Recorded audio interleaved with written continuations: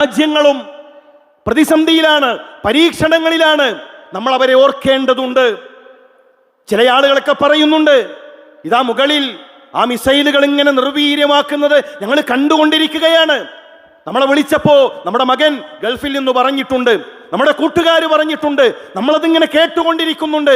ഞങ്ങൾ പേടിയിലാണ്, ഞങ്ങൾ ആശങ്കയിലാണ്. ഇപ്പൊ നമ്മൾ പേടിയെ കുറിച്ചറിഞ്ഞു. യുദ്ധത്തിന്റെ പ്രയാസങ്ങൾ നമ്മുടെ വീട്ടിലേക്കെത്തി, നമ്മുടെ അടുക്കളയിലേക്കെത്തി.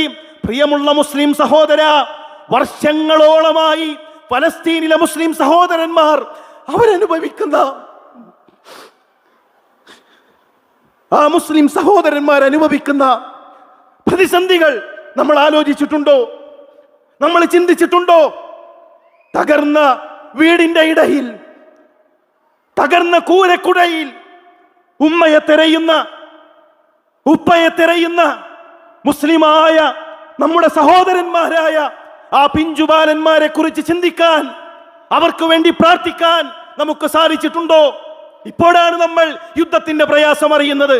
നമ്മുടെ വീട്ടിലേക്ക് എത്തിയപ്പോൾ, നമ്മുടെ അടുക്കളയിലേക്ക് എത്തിയപ്പോൾ, എത്രയോ വർഷങ്ങളായി ഫലസ്തീൻ, നമ്മുടെ ഖുദുസ്, നമ്മുടെ പ്രവാചകന്മാർ മുസല്ല വിരിച്ച ആ ഇടം, അവിടെ പ്രയാസത്തിലാണ്. നമുക്ക് മറക്കാൻ കഴിയില്ല. ഫലസ്തീൻ നമ്മുടെ മറവിയല്ല, ഫലസ്തീൻ നമ്മുടെ പ്രാർത്ഥനയാണ്, ഫലസ്തീൻ നമ്മുടെ സുജൂദാണ്.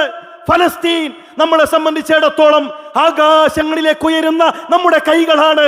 പ്രിയമുള്ളവരെ, ആത്മാർത്ഥമായി നമ്മുടെ ഖുദുസിനു വേണ്ടി നമ്മുടെ പ്രാർത്ഥനകൾ ഉണ്ടാകണം. അല്ലാഹു ആ നാട് മുസ്ലിമീങ്ങൾക്ക് തിരിച്ചു നൽകി. മുസ്ലിമീങ്ങളുടെ മണ്ണ് ആ മുസ്ലിം സമുദായത്തിന്, നമ്മുടെ ഉമ്മത്തിന് അല്ലാഹു തിരിച്ചു നൽകുമാറാകട്ടെ.